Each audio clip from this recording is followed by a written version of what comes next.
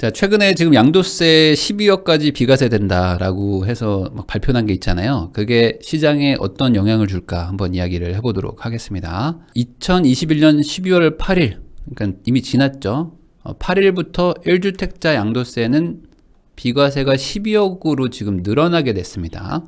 그래서 이게 쉽게 얘기하면은 내가 1주택자인 경우, 그리고 뭐 규제 지역이라고 가정하면 이제 2년 뭐 실거주까지 했다. 그러면 내가 12억에 팔았다. 그러면 양도세가 없습니다. 내가 13억에 팔았다. 그러면은 뭐 양도세가 뭐 조금 뭐 생길 수도 있고요. 근데 실제 매도 가격이 12억이라고 하면은 내가 산 가격에서 뭐 12억에 팔았으니까 그 사이에 차익이 있겠죠. 그 차익에 대해서는 세금을 부과하지 않는다. 그러면 뭐 이게 그런가 보다라고 생각하실 수가 있는데, 이게 이 부동산 시장에는 어떤 영향을 줄까? 이게 사실은 뭐 궁금한 거잖아요. 지금 이 12억까지 비과세 구간을 늘려준다라는 거는 뭐냐면 세금을 깎아주겠다는 거죠. 감면해줄게. 그러면 국가 입장에서 세금을 깎아주는 거는 지금 내가 세금을 덜 걷겠다는 거니까 내가 어디다 돈을 써야 되는데 돈을 못 쓰게 되는 거잖아요. 그러면 이 감면이라는 거는 어떤 목적이 있으니까 이거를 하는 건데, 그 목적은 뭘까? 여러분들 좀 집을 좀 파세요라는 거죠. 내가 세금을 좀 깎아줄 테니까 세금이 부담돼서 집을 안 팔았던 분들은 집을 파세요. 자, 그러면 실제로 우리 형들이 원하는 대로 이 시장은 집을 팔까? 매물을 내놓을까가 사실은 가장 핵심이겠죠. 매물이 나올지 안 나올지를 생각하는 거는 간단합니다. 이 매도자 입장에서 생각을 해보면 돼요. 많은 분들이 부동산 시장을 볼 때 매수자의 마음으로 봐요. 특히 이제 내가 무주택이면 이렇게 생각들을 합니다.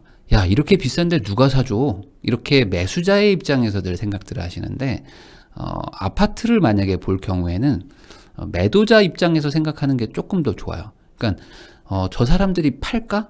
라고 생각해 보면은 시장 예측이 조금 더 정확하고, 매수자 입장에서 야, 누가 사냐? 야, 금리가 올라가는데 누가 사냐? 아우, 나 같아도 안 산다. 이런 식으로 매수자 입장에서 생각하면은 조금 예측이 좀 잘못되는 경우들도 있어요. 그러니까 오늘은 매도자로 빙의를 해서 한번 생각을 해봅시다. 자, 이 매도자들도 사실 지금 입장이 조금 달라요. 다 같은 매도자가 아닙니다. 1주택자여도 지금 상황은 다르다. 자, 첫 번째로 내 집이 9억 이하인 사람들이 있어요. 원래 기준이 9억이었거든요. 9억까지는 세금을 안 매깁니다 했다가, 에이, 너무 낮다. 이제 12억까지는 세금을 안 내게 해드릴게요 라고 증액이 된 거예요, 이 구간이. 그러니까 내 집이 원래 9억이었으면 이분들 입장은 어떨까요? 지금 나 원래 9억이었어.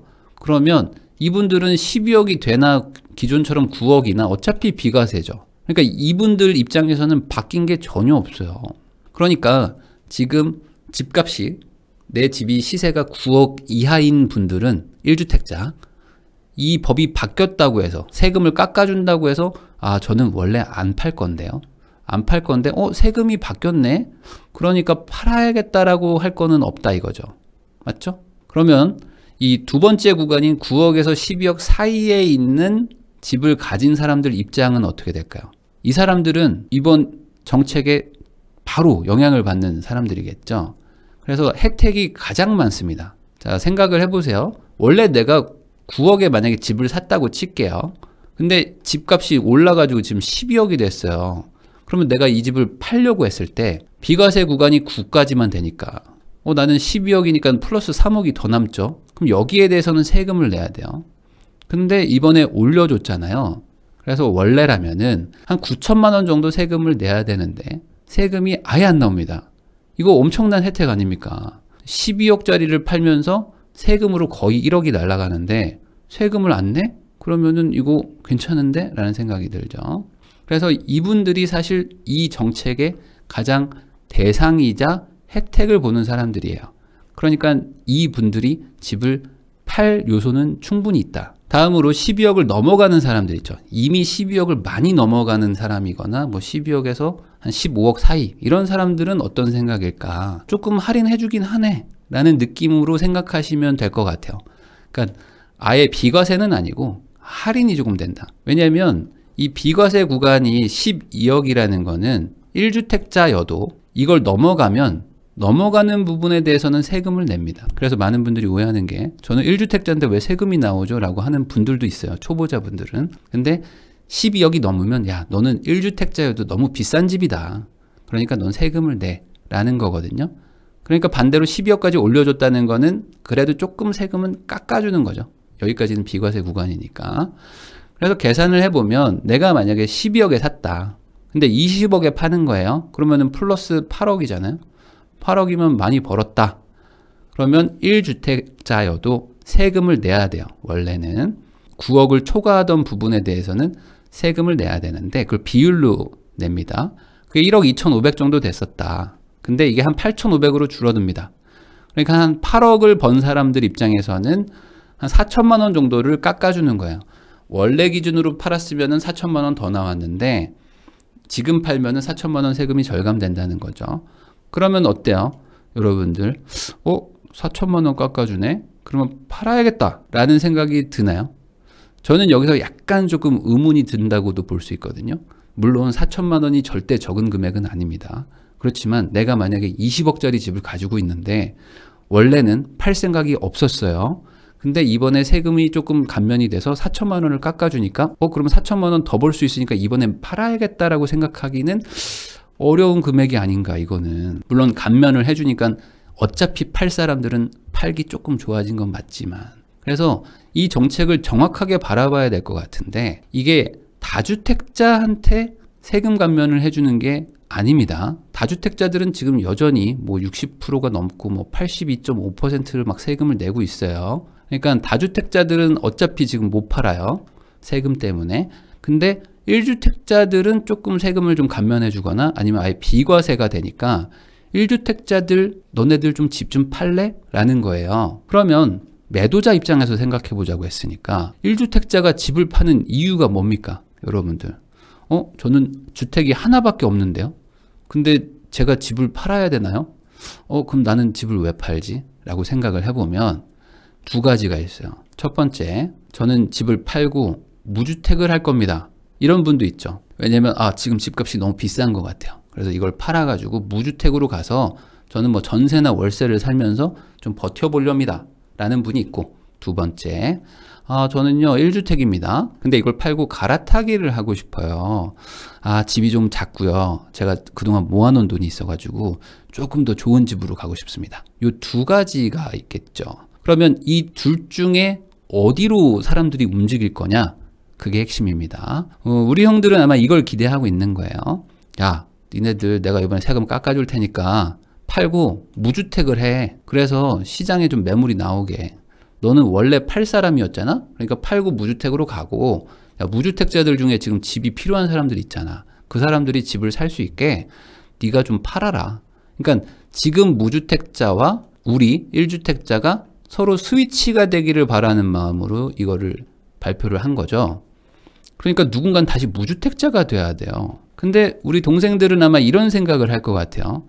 야, 나 팔고 갈아타야겠다. 세금 깎아주니까. 왜냐면 팔고 무주택이 되기보다는 나 그동안 돈 모아놓은 것도 있는데 좀 좋은 집으로 이사 가야지 라고 생각할 수 있다 이거죠.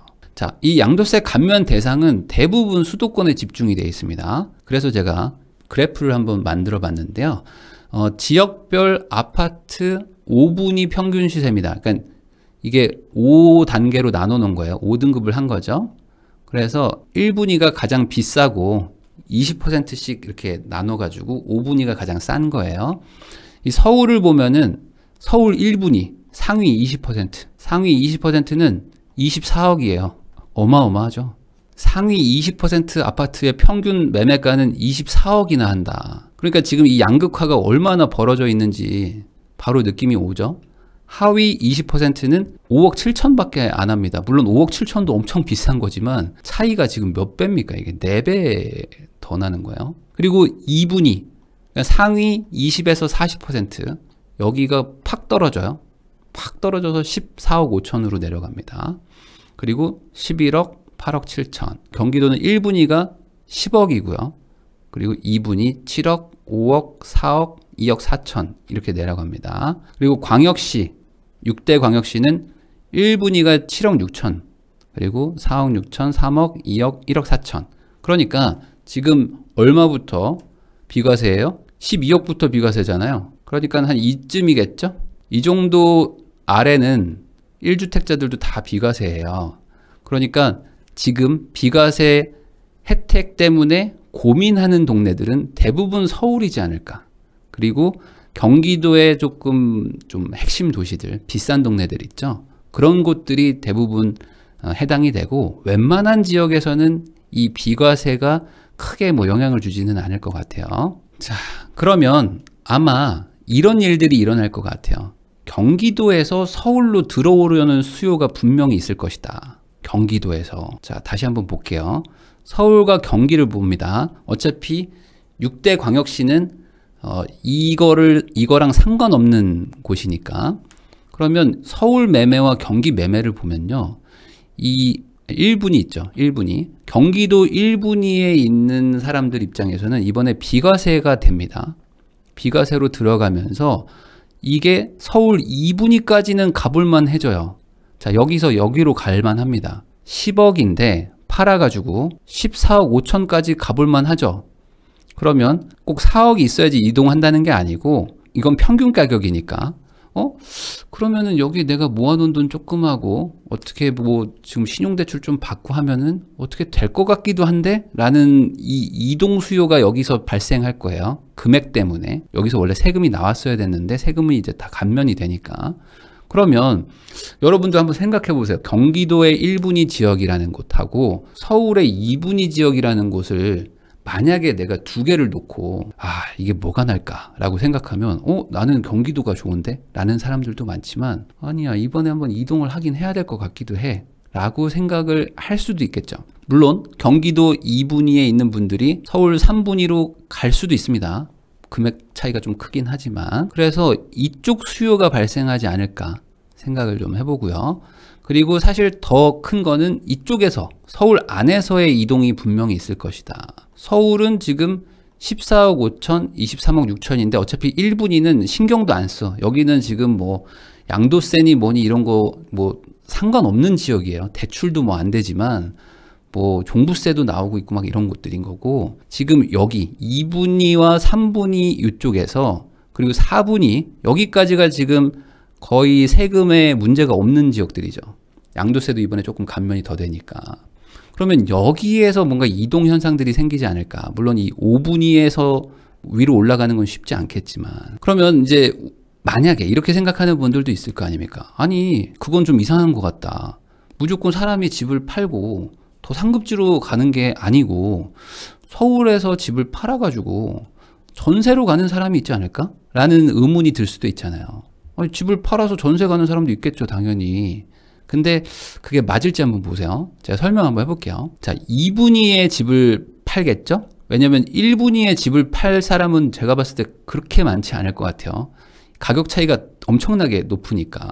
자, 1분위의 집을 팔면 양도세도 나오거든요. 그럼 양도세를 내가면서까지 전세로 갈 사람들은 거의 없다고 저는 생각이 들고 뭐 사업이 망하지 않는 한 그럼 이쪽은 어차피 대상이 아니라고 치면 2분위의 사람들이 좀 고민할 것 같아요. 원래는 9억 이쯤에서 여기까지가 양도세를 내야 되는데 이제 여기서부터 시작이니까 양도세가 조금 깎아지긴 했거든요.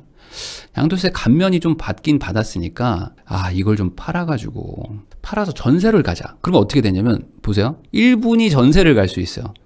서울의 핵심 지역들 1등급 지역이라고 해야 되나? 서울의 조금 좋은 동네로 전세를 가는 건 가능합니다. 자, 내가 뭐 2분위 지역에 살고 있는 15억짜리 아파트 가지고 있는 사람인데 이거 팔자. 팔면은 세금 한 7, 8천만 원 나오는데 뭐 한 4, 5천만 원 나오는데 그냥 그거 내자. 우선 내고 서울에 전세로 간다. 그러면은 조금 더 좋은 지역을 가서 살 수 있잖아. 라는 분들이 있긴 있을 것 같아요.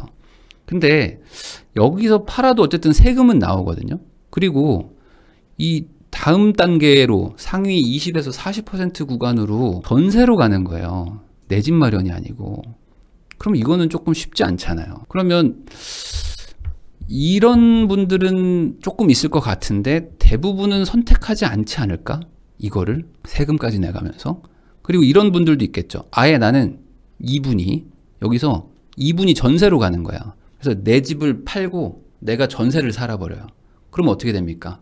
그러면 현금이 엄청나게 많아지겠죠?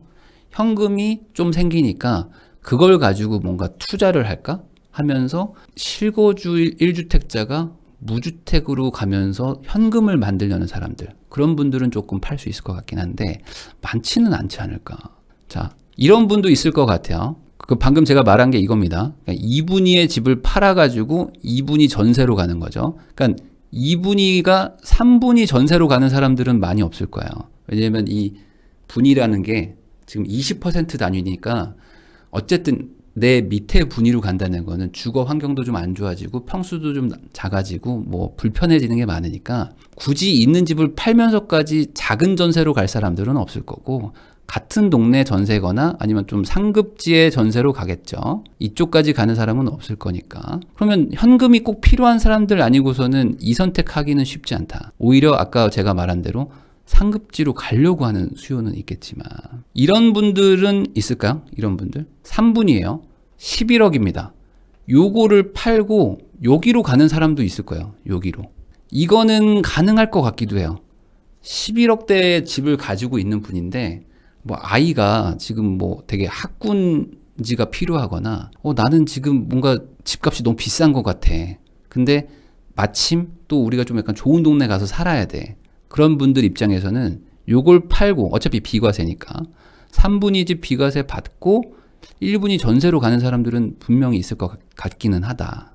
근데 이게 많을 거냐. 자, 지금 서울에 공급이 부족한 거는 맞잖아요. 지금 서울의 아파트는 뭐 입주도 지금 적고 뭐 분양도 잘 안 되고 있는 상태입니다. 그러면 경기권에 지금 12억 이하의 소유자들은 아마 집값도 조금 어느 정도 올랐으니까 분명히 다시 서울로 들어가야지라는 분들도 여전히 있을 거고, 그러면 어차피 비과세면은 경기도에 가지고 있을까 서울에 가지고 있을까, 야 그래도 경기도보단 서울이 좀 덜 불안한데 하면서 일로 가자라는 수요는 분명히 있는데, 이 양도세 비과세라는 걸 해야 될 필요는 있거든요. 이 국민의 주거 이전의 자유를 얘기를 할 때 항상 이 양도세가 발목을 잡아서 이사를 못 가게 한다 해서 양도세 비과세 구간을 높이는 거는 필요한데, 저는 개인적으로 왜 하필 지금이었을까?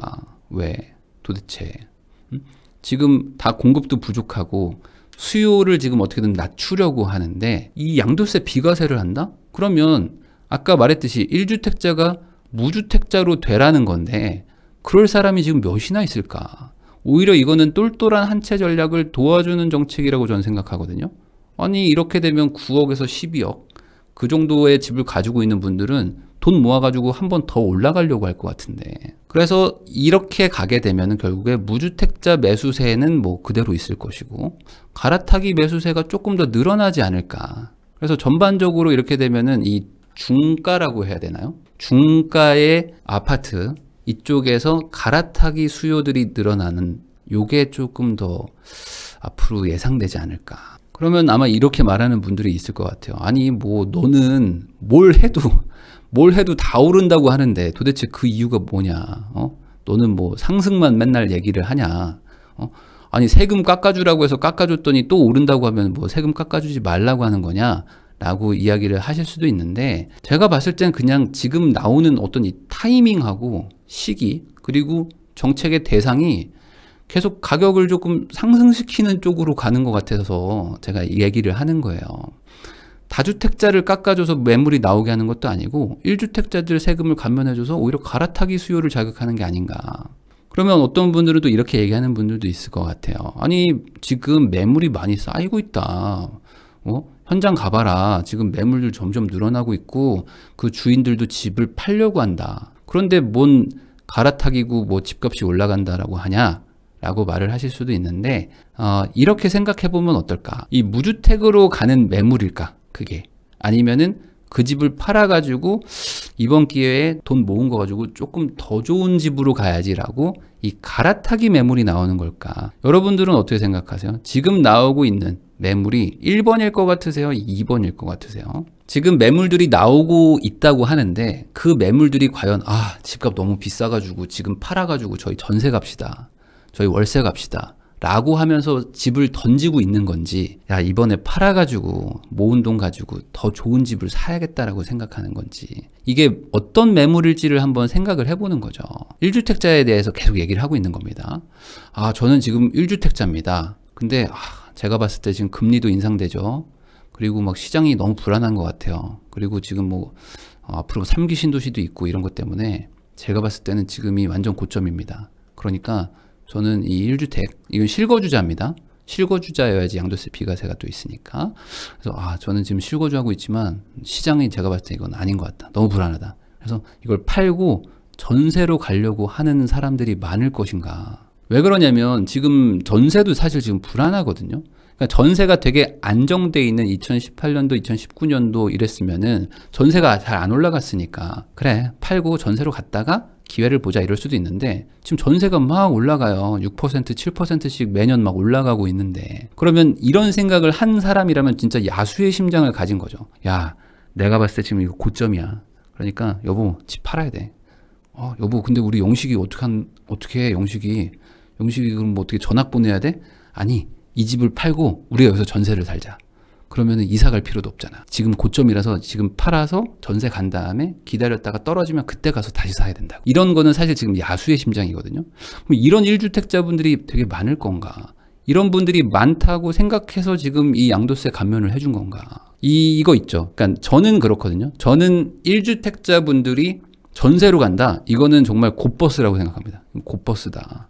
이 2배 인버스 레버리지에 내 가족을 태우는 거죠. 그러니까 이게 제가 지금 버스 사진을 가져왔는데, 얼마나 지금 이거는 정말 쉽게 할 수 없는 선택이거든요. 아니, 잘 살고 있는 집을 팔아가지고 무주택이 되면서 여기에다가 베팅을 한다? 근데 거기서 만약에 올라버리면 어떡하냐. 그래서 여기에다가 베팅할 분들은 많이 없을 것 같다. 그래서 저는 이 정책이 지금 나온 이유는 뭐 내년에 선거도 있고 하니까 조금 그 1주택자분들이 유주택의 거의 대다수거든요. 그러니까 이분들에게 약간의 어떤 혜택을 주기 위해서인 것 같은데, 이게 오히려 지금 중간 가격대를 자극하는 게 아닌가. 그래서 우리 형이 왜 이러는 건가. 왜 하필 지금 이 시기에, 이 타이밍에 불안하다고 할 때 오히려 이 매수 심리를 자극하게 하는 정책을 쓴 건지 좀 아쉽다라는 얘기를 좀 해보고 싶었습니다.